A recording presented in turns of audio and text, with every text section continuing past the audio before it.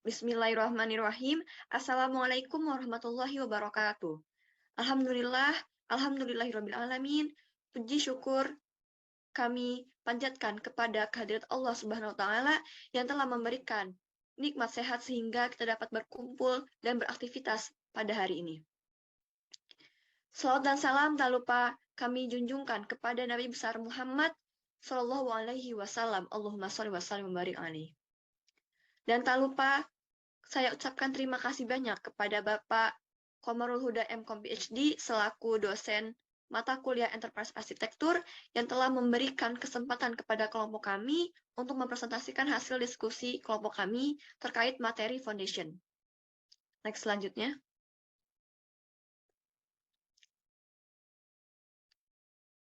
Di mana anggota kami ini terdiri dari saya sendiri, Talita Aurelia Syakira, dengan akhiran NIM 023, dan rekan-rekan saya, Mar'atus Swaliha dengan NIM terakhir 011, dan Tiara Diba dengan akhiran NIM 017. Slide selanjutnya.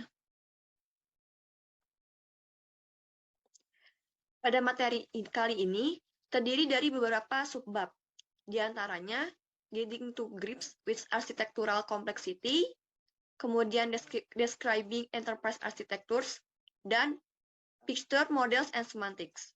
Boleh slide selanjutnya.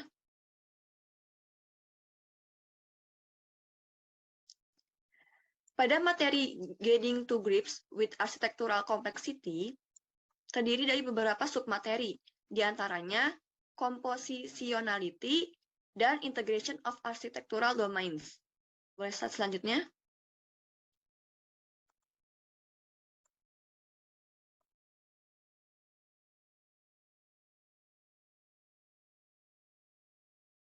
Baik, pada Getting to Grips with Architectural Complexity ini membahas tentang banyaknya perusahaan yang telah lama menyadari perlunya pendekatan arsitektur terintegrasi dan juga telah mengembangkan praktik arsitektur mereka sendiri. Namun demikian, mereka masih mengalami kurangnya dukungan dalam hal desain, komunikasi, realisasi, dan juga manajemen arsitektur. Kemudian terdapat beberapa fase yang sehubungan dan berbeda dalam siklus hidup arsitektur. Di antaranya yaitu yang pertama desain. Pada fase ini, arsitek harus menggunakan kosakata yang umum dan terdefinisi dengan baik untuk menghindari kesalahpahaman dan juga mempromosikan desain yang jelas. Kemudian, communication. Arsitektur dibagi dengan berbagai pemangku kepentingan di dalam dan di luar perusahaan. Pada fase ini, komunikasi dari berbagai pemangku kepentingan ini tentang arsitektur harus dimungkinkan untuk divisualisasikan secara tepat agar dapat membawa komunikasi yang sukses pada hubungan antara domain yang berbeda. Kemudian, realization. Realization ini, pada fase ini, link harus dibuat dengan aktivitas desain pada tingkat yang lebih rinci untuk memfasilitasi realisasi arsitektur dan untuk memberikan umpan balik dari realisasi ini ke arsitektur asli. Kemudian change. Pada fase ini, menilai konsekuensi dari perubahan tersebut sebelumnya dan merencanakan evolusi arsitektur dengan hati-hati. Karena sebuah arsitektur seringkali mencakup sebagian besar organisasi dan mungkin terkait dengan beberapa arsitektur lainnya. Sehingga perubahan arsitektur mungkin memiliki dampak yang mendalam. Boleh next selanjutnya.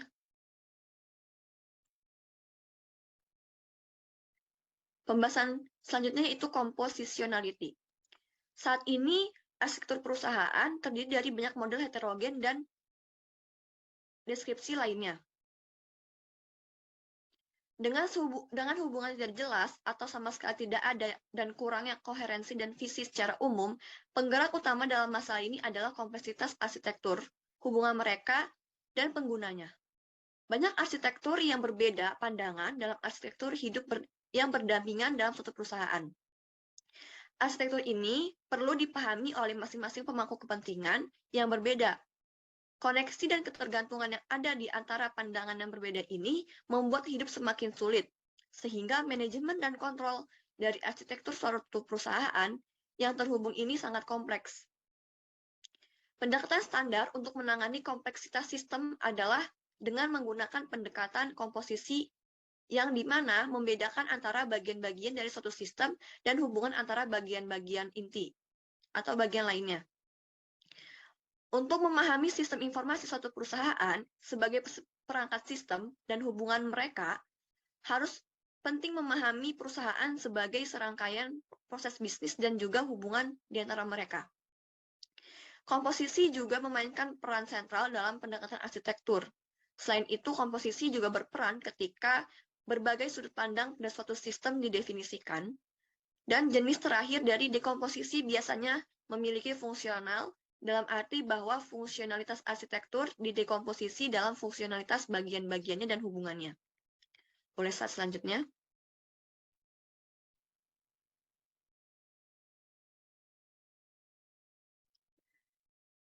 Pada materi Integration of Architectural Domains, menjelaskan bahwa tujuan utama dari integrasi domain arsitektur yaitu untuk menangani kompleksitas arsitektur sebagai suatu disiplin dan untuk memberikan wawasan bagi semua orang yang harus berurusan dengan arsitektur. Boleh next selanjutnya.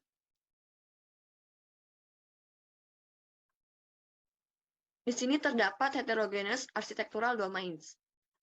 Integrasi arsitektur pada gambar yang ada di sini itu bermasalah karena kelima arsitektur ini dikembangkan oleh pemangku kepentingan yang berbeda dengan keprihatinan mereka sendiri.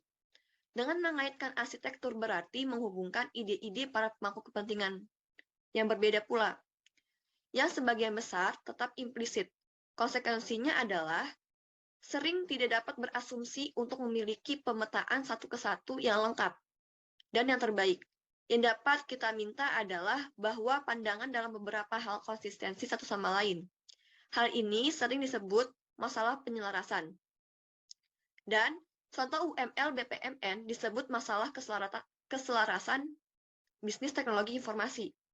Dalam kasus integrasi kompleks yang melibatkan banyak pemangku kepentingan, jelas bahwa integrasi adalah proses dari bawah ke atas, dalam artian bahwa konsep dan bahasa pertama dari domain arsitektur individu didefinisikan, kemudian integrasi domain ditangani.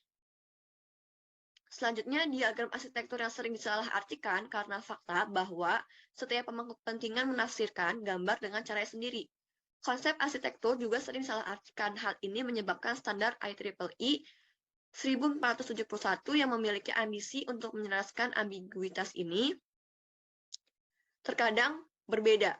Berdasarkan pada beberapa standar, yang terpenting adalah standar IEEE 1471 untuk konvensi dalam UML dan konvensi lain yang digunakan dalam praktik sehari-hari. Secara umum, hal ini mengembangkan bahasa untuk berbicara tentang integrasi domain, arsitektur, dan harus tepat karena semua konsep telah digunakan di area lain. Dan biasanya sudah kelebihan beban. Dalam definisi arsitektur memasukkan gagasan dasar arsitektur seperti sebuah arsitektur tidak pernah mengacu pada realitas, tetapi hanya pada beberapa abstraksi dari arsitektur tersebut. Boleh next selanjutnya. Baik, untuk materi selanjutnya akan disampaikan oleh rekan saya, yaitu Tiara Diba. Kepada Tiara Diba, dipersilakan. Baik, terima kasih Aurel atas kesempatannya. Jadi kali ini akan membahas tentang Describing Enterprise Architecture. Nah, jadi Enterprise Architecture itu kan berkonsentrasi pada apa yang penting untuk arsitektur perusahaan dan fokus utamanya itu adalah pada hubungan antara interaksi antara perusahaan dengan kebutuhannya. Nah, terus juga diperlukan untuk mendefinisikan batasan yang tepat guna membantu menciptakan knowledge kompleksitas arsitektur perusahaan untuk menghindari konflik dan inkonsistensi antara domain yang berbeda. Nah, maka dari itu tuh dibutuhkan model. Nah, modelnya ini itu merupakan konsepsi abstrak dan gambaran yang tidak ambigu tentang sesuatu yang berfokus pada aspek atau elemen tertentu. Model ini biasanya direpresentasikan menggunakan bahasa grafis atau tekstual formal. Karena strukturnya yang formal, model ini cocok untuk berbagai jenis pemrosesan otomatis, visualisasi, analisis, pengujian, dan simulasi pemangku kepentingan yang berbeda guna memiliki pandangan yang berbeda tentang dunia dan semua kebutuhan dalam arsitektur perusahaan. Jadi pada subbab ini akan membahas tentang observing the universe, concern, observing domains, views and viewpoints, ways of working, dan yang terakhir enterprise architecture models.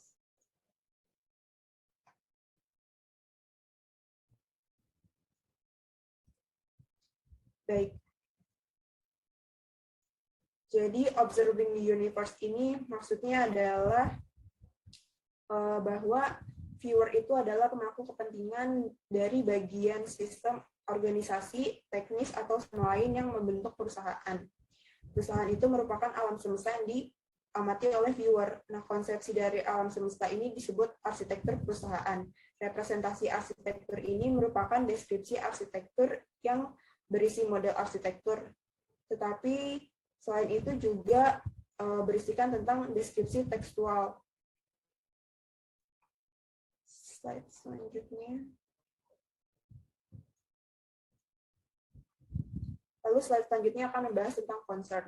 Nah, concern ini itu mengacu pada kekhawatiran para stakeholder atau pemangku kepentingan. Karena kan para stakeholder itu memiliki kepentingan yang berbeda-beda ya, kepentingan yang fokusnya itu berbeda, setiap stakeholder satu dengan stakeholder lainnya pasti kepentingan dengan perusahaannya itu berbeda. Lalu juga setiap stakeholder itu pasti memiliki latar belakang yang berbeda, budaya yang berbeda, pendidikan yang berbeda, dan profesionalitas yang berbeda. Nah, jadi stakeholder ini merupakan concern dari arsitektur enterprise. Slide selanjutnya.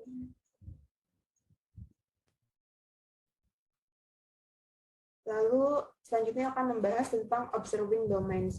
Nah, maksudnya di sini itu domain adalah setiap bagian dari konsepsi yang menjadi seperangkat elemen dari alam semesta yang dipahami sebagai beberapa bagian atau aspek dari alam semesta. Dalam pengembangan sistem informasi, domain ini itu memiliki abstraksi yang jelas, yang disebut dengan model. Model ini merupakan konsepsi domain yang sengaja diabstraksikan agar tidak ambigu. Jadi modelnya itu merupakan konsepsi yang dikandung oleh viewer yang sama. Lalu selanjutnya itu ada pemodelan. Pemodelan itu merupakan tindakan dengan sengaja mengabstraksi model dari apa yang dikandung menjadi bagian dari alam semesta.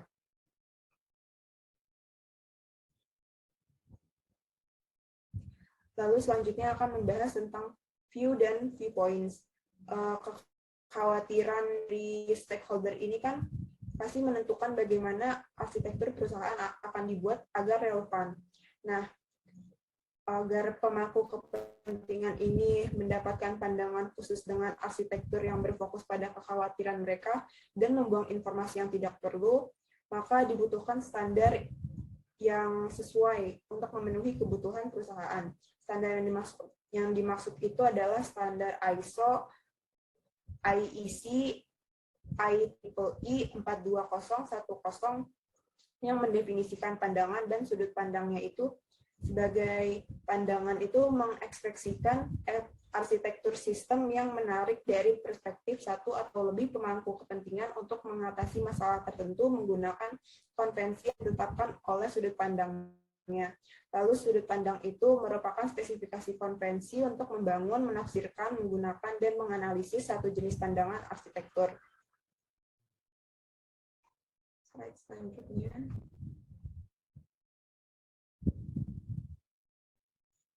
Baik, jadi slide selanjutnya akan membahas tentang ways of working. Nah, ways of working ini merupakan cara kerja dalam menggunakan model arsitektur. Yang pertama itu ada way of thinking. Jadi way of thinking ini mengartikulasikan asumsi tentang jenis domain masalah, solusi, dan pemodelan yang terlibat.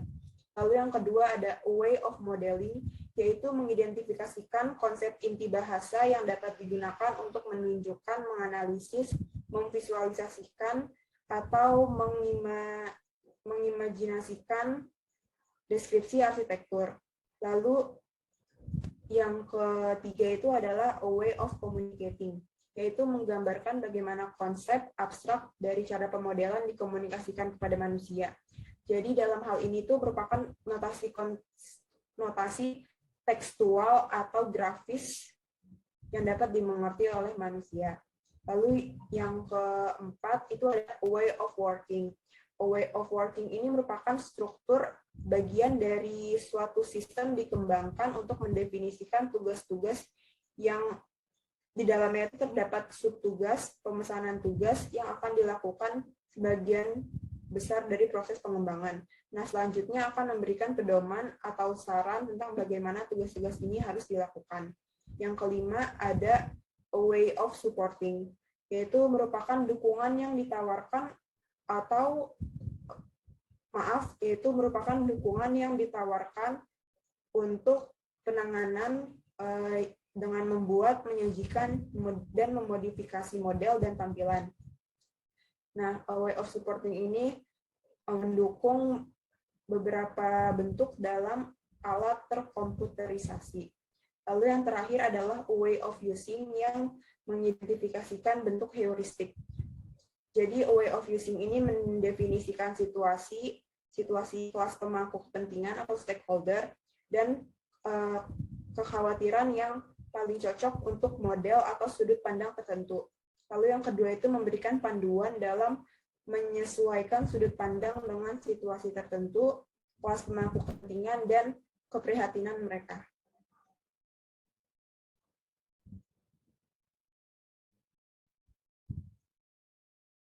Lalu selanjutnya ada Enterprise Architecture Models. Jadi dalam praktiknya itu arsitektur itu akan muncul dengan cara bottom up. Nah, model parsial dari domain ini akan berbeda dan harus dibangun sesuai dengan kebutuhan domain tersebut. Yang mana itu kan harus saling berhubungan dan mungkin ketidakkonsistensi akan muncul di awal. Nah, akhirnya seorang arsitektur itu perlu menyelesaikan sistemnya agar perancangannya itu menjadi lebih konsisten. Lalu, jika pemangku kepentingan itu memerlukan informasi tentang beberapa aspek arsitektur yang memotong silang beberapa domain, pandangan khusus tentang arsitektur mungkin akan ditambah secara manual dengan mengintegrasikan informasi dari banyak sumber yang berbeda. Baik, selanjutnya akan dibahas oleh Mar'atus Solihah. Padanya dipersilakan. Oke, terima kasih Tiara Diba. Nah, selanjutnya kita masuk pada subbab berikutnya, yakni mengenai picture, model, and semantics. Dalam disiplin ilmu teknik, pemodelan sistem terdiri atas pembangunan model matematika, yaitu penggambaran dan penjelasan. Pada bidang arsitektur perusahaan dan perangkat lunak software, terdapat kecenderungan besar untuk melihat gambar dan diagram sebagai bentuk model daripada sebagai bentuk bahasa atau lebih tepatnya sebagai bentuk struktur yang membantu dalam memvisualisasikan dan mengkomunikasikan deskripsi dari sistem. Nah, pada buku yang menjadi acuan atau referensi kami, dasarnya mengikuti praktik standar dalam disiplin ilmu teknik. Akibatnya, ketika ingin membandingkan arsitektur, kita perlu mengabaikan isu-isu yang tidak relevan atau tidak sesuai dengan visualisasi arbiter. Oleh karena itu, kami membedakan antara konten dan visualisasi model atau tampilan, di mana yang pertama mengacu pada konsep yang terlibat, yang keduanya mengacu pada bentuk di mana seluruhnya disajikan. Nah, contohnya dalam satu visualisasi arsitektur, terdapat sebuah proses yang dapat divisualisasikan sebagai lingkaran dan yang lain dengan bentuk persegi. Selain itu, konten dapat mengungkapkan bahwa suatu konsep lebih penting daripada yang lainnya, yang divisualisasikan dengan menggambar konsep pertama di atas konsep kedua. Hubungan kepentingan yang sama juga dapat divisualisasikan dengan intensitas warna yang digunakan untuk memvisualisasikan sebuah konsep. Oke, selanjutnya. Nah, kita masuk pada pembahasan submateri selanjutnya, yakni model simbolik dan semantik. Dalam Arbab tahun 2007, untuk memperjelas pengertian semantik, maka dibedakan menjadi model simbolik dan model semantik. Model simbolik akan mengekspresikan properti arsitektur sistem melalui simbol-simbol yang mengacu pada realitas. Peran simbol sangat penting karena kita tidak berbicara mengenai sistem tanpa menggunakan simbol. Sedangkan model semantik adalah sebuah interpretasi dari model simbolik, yakni mengungkapkan makna dari simbol-simbol dalam model tersebut. Untuk dapat memahami hubungan antara model semantik dan arsitektur, maka kita harus menyadari bahwa tujuan penting dari pemodelan adalah untuk memprediksi realitas. Ketika model simbolik membuat prediksi, kita harus menafsirkan prediksi ini dan mengujinya dalam sebuah kenyataan. Isu yang relevan hubungan antara sistem dan model semantiknya adalah bagaimana kita dapat membuat kasus uji untuk model simbolik.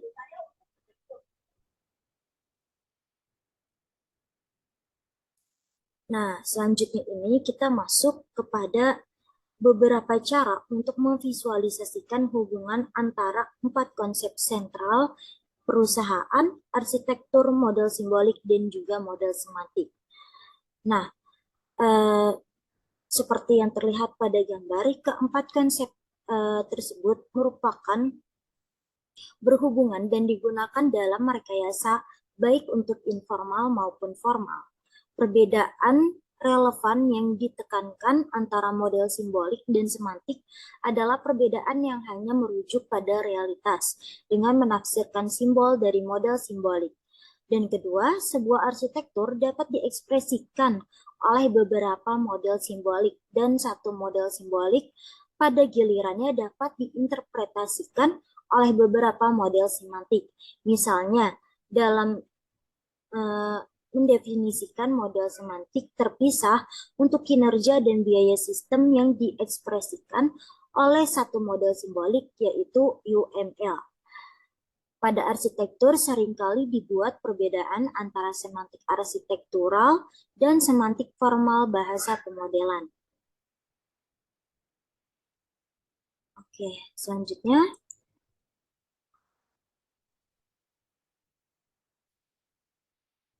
Nah, kita masuk pada submateri model simbol. Model simbolik adalah formalisasi dari satu atau lebih aspek arsitektur, sistem konkret yang terdiri dari bagian-bagian arsitektur yang dapat dimodelkan secara matematis, yang bertentangan dengan aspek arsitektur yang lebih pragmatis dan berkaitan dengan gagasan karakteristik seperti alasan, tujuan, dan rencana. Model simbolik ini diekspresikan dengan menggunakan bahasa deskripsi dan representasi model yang sering dipermasalahkan dengan interpretasinya. Inti dari model simbolik adalah signature atau tanda tangan yang mengategorikan entitas model simbolis menurut beberapa nama yang terkait, secara linguistik atau dengan konvensi atau dengan hal-hal yang diwakili. Nama-nama tersebut disebut dengan shot, hubungan antara entitas dari beberapa macam operasi yang dinyatakan sebagai simbol relasi dalam signature. Setelah hubungan ditentukan, maka dapat digunakan dalam bahasa untuk membatasi lebih lanjut atau menganalisis sifat model simbolik. Nah, di sini terdapat penggambaran dari hubungan antara direktur dari employee, kemudian direktur responsible for employee, dan direktur responsible for employee. Jadi untuk penggambaran yang pertama ini merupakan simbol model dari direktur dari hubungan direktur dengan employee, dan yang kedua dua gambar berikutnya ini merupakan extend dari simbol dari model simbolik. Oke, selanjutnya kita masuk pada model semantik. Model semantik adalah sebuah interpretasi dari model simbolik. Nah, simbol semantik ini biasanya mengasumsikan keberadaan beberapa objek matematika. Misalnya digunakan untuk mewakili elemen dasar dari model simbolik. Operasi dan hubungan model simbolik dipetakan ke dalam operasi dan hubungan yang biasanya lebih dipahami di antara objek matematika. Nah, sebagai contoh, semantik formal signature disediakan oleh sekumpulan set atau satu untuk setiap jenis signature dan satu set hubungan serta fungsi antar mereka, satu untuk setiap simbol relasi dan simbol fungsi dalam signature.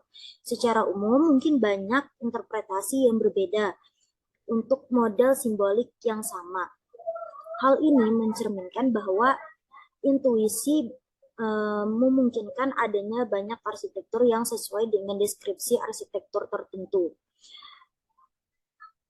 Oke, nah di sini jadi perbedaan antara model semantik dengan model simbolik itu, kalau model semantik diekspresikannya melalui model matematika seperti yang ada di gambar. Sementara untuk model simboliknya itu berdasarkan dari simbol yang telah dilihat pada slide sebelumnya gitu. Oke, selanjutnya semantics in Archimedes versus UML. Pendekatan Archimedes dapat dikontraskan dengan pendekatan asli dari UML. Dalam pendekatan ini, semantik secara eksplisit dikeluarkan dari program. Orang yang menggunakan model dapat mengembangkan semantiknya sendiri, tetapi semantik umum tidak disediakan. Pendekatan ini juga berasal dari asal-usul UML sebagai kombinasi dari 3 notasi yang ada dan tidak memiliki formal. Fokus UML sendiri merupakan sebuah sintaks dan bukan pada semantik.